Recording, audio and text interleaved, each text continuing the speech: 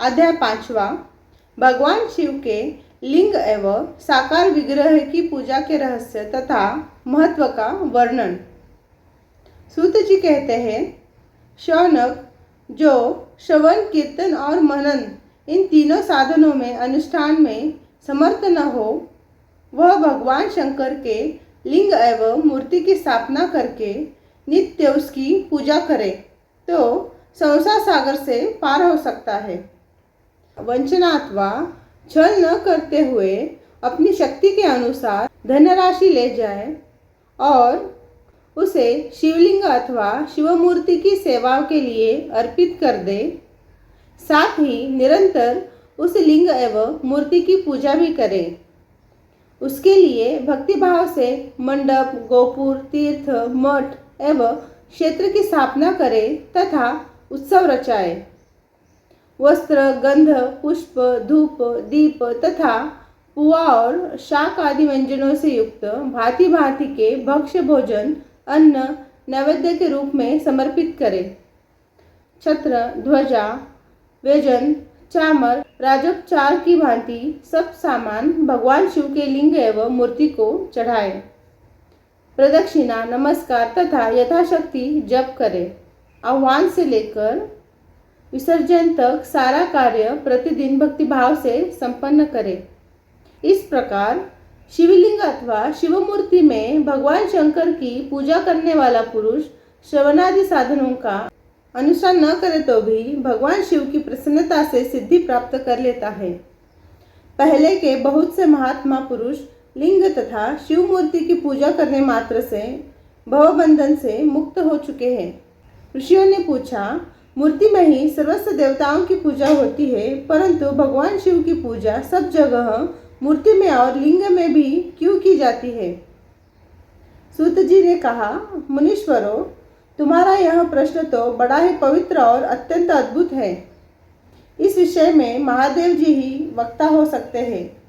दूसरा कोई पुरुष कभी और कहीं भी इसका प्रतिपादन नहीं कर सकता। इस प्रश्न के समाधान के लिए भगवान शिव ने जो कुछ कहा है और उसे मैंने गुरुजी के मुख से जिस प्रकार सुना है, उसी तरह क्रमशः वर्णन करूंगा। एकमात्र भगवान शिव ही ब्रह्म स्वरूप होने के कारण निष्कल, निराकार कहे गए हैं। रूपवान होने के कारण उन्हें सकल भी कहा गया है, इसलिए वे सकल और निष्कल दोनों हैं। शिव के निष्कल निराकार होने के कारण ही उनकी पूजा आधारभूत लिंग भी निराकार ही प्राप्त हुआ है, अर्थात शिवलिंग शिव के निराकार स्वरूप का प्रतीक है। इसी तरह शिव के सकल या साकार होने के कारण उनकी पूजा का आधारभूत विग्रह साकार प्राप्त होता है, अर्थात शिव का साकार विग्रह उनके साकार स्वरूप का प्रतीक होता है। सकल और अकल रूप होने से ही वे ब्रह्म शब्द से कहे जाने वाले परमात्मा है। यही कारण है कि सब लोग लिंग और मूर्ति दोनों में ही सदा भगवान शिव की पूजा करते हैं। शिव से भिन्न जो दूसरे दूसरे देवता है, वे साक्षात ब्रह्म नहीं है, इसलिए कहीं भी उनके लिए निराकार लिंग नहीं उपलब्ध होता। पूर्व काल में बुद्धिमान ब्रह्मपुत्र सनत कुमार मुनि ने मद्रांचल पर नंदिकेश्वर से इसी प्रकार का प्रश्न किया था।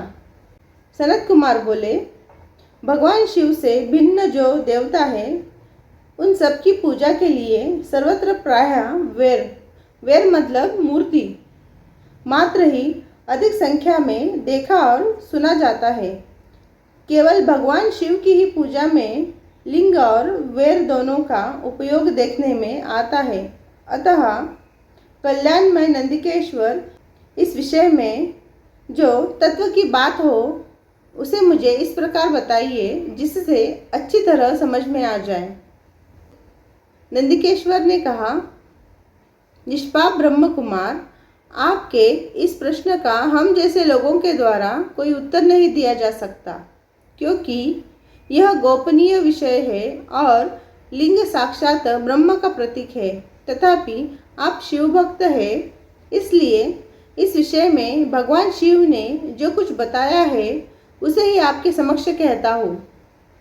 भगवान शिव ब्रह्म स्वरूप और निष्कल मतलब निराकार है, इसलिए उन्हीं की पूजा में निष्कल लिंग का उपयोग होता है। संपूर्ण वेदों का यही मत है। शरद कुमार बोले, महाभाग योगींद्र, आपने भगवान शिव तथा दूसरे देवताओं के पूजन में लिंग और वेर मतलब मूर्ति, वेर के प्रचार का जो रहस्य विभाग पूर्वक बताया है वह यथार्थ है। इसलिए लिंग और वेर की आदि उत्पत्ति का जो उत्पन्न वृत्तांत है उसी को मैं इस समय सुनना चाहता हूँ। लिंग के प्राकट्य का रहस्य सूचित करने वाला प्रसंग मुझे सुनाइए। इसके उत्तर में नंदिकेश्वर ने भगवान महादेव के निष्कल स्वरूप लिंग के आविर्भाव का प्रसंग सुनाना आरंभ किया। उन्होंने ब्रह्मा तथा विष्णु के विवाद, देवताओं की व्याकुलता एवं चिंता, देवताओं का दिव्य कैलाश शिखर पर गमन, उनके द्वारा चंद्रशेखर महादेव का स्तवन, देवताओं से प्रेरित हुए महादेव जी का ब्रह्मा और विष्णु के विवाद स्थल में आगमन तथा दोनों के बीच में निष्कल आदि अनंत रहित भीषण अग्निस्तंभ के रूप में उनका आविर्भाव आदि प्रसंगों की कथा कही। तदंतर श्री ब्रह्मा और विष्णु दोनों के द्वारा उस ज्योतिर्मय स्तंभ की ऊंचाई और गहराई का ताह लेने की चेष्टा एवं केतकी पुष्प के शाप वरदान आदि के प्रसंग भी सुनिए। अध्याय 5वां, 6वां, 7वां और 8वां संपूर्णम।